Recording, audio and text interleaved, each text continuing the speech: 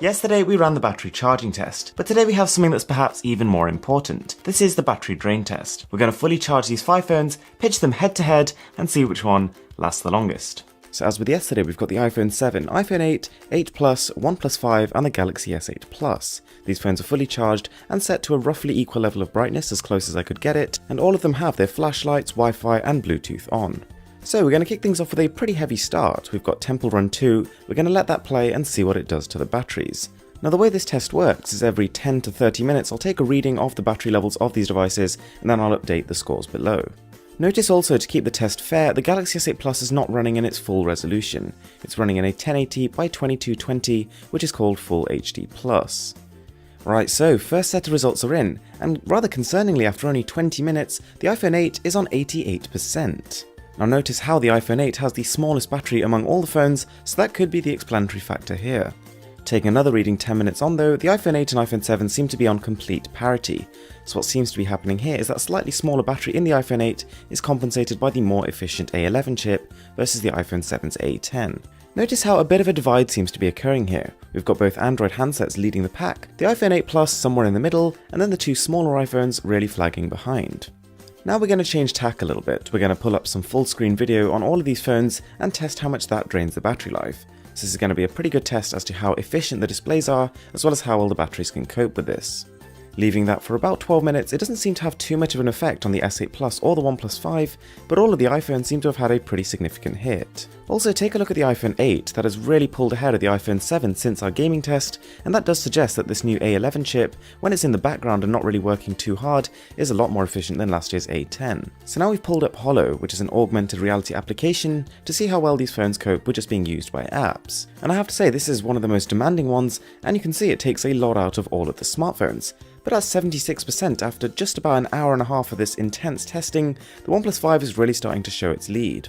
What I'm trying to do on this test is to create something that somewhat resembles how a person might actually use their phone on a day-to-day basis. So before we take any further reading, we're going to jump straight into the front cameras of the devices and leave them for a bit.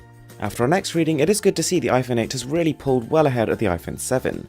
And quite concerningly, the iPhone 7 has already hit the below 20% mark. We're going to do one final round of gaming before we switch to something completely different. And it does seem, after taking the next reading, that the iPhones are almost accelerating downwards, i.e. as their figure has gotten closer and closer to 0, the speed at which it's going down has also increased.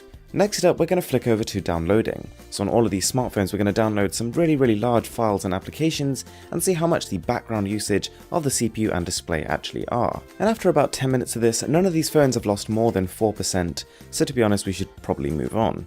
Now after changing to an Antutu benchmark, the iPhone 7 dies almost imminently, with a final time of 3 hours and 2 minutes.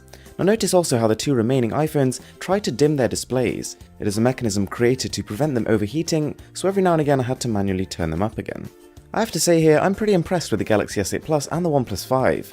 After this much testing, they are retaining over double of the charge of the iPhone 8 Plus, which is kind of meant to be a slightly more battery-oriented phone.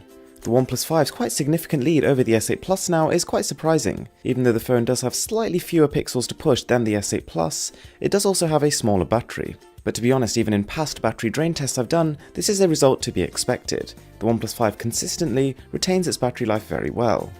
And then at 3 hours 20 minutes after the original iPhone 7, the iPhone 8 calls it a day. One interesting thing to notice here is that even though the iPhone 8 Plus's battery is a good 30% larger than that of the iPhone 8, it is nowhere near doing 30% better. And after just 3 hours 37, the iPhone 8 Plus packs its bags and goes home too.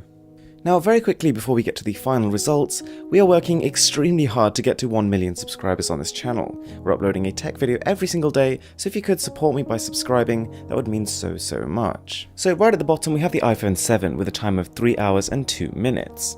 Now slightly better than that, but to be honest not as much as we would have liked, the iPhone 8 scored 3 hours and 22 minutes. This was then followed pretty shortly by the 8 Plus at 3 hours and 37. We then continued our gaming session on the two Android phones, and the S8 Plus bottled at 4 hours and 16 minutes, and the OnePlus 5 was sitting pretty with 4 hours and 28. So to be honest, I don't think that's a particularly surprising result.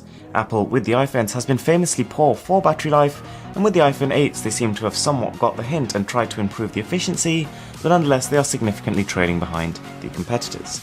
Thanks a lot for watching guys, really hope you enjoyed the video. I'm Mr. Who's the Boss, and I'll catch you in the next one.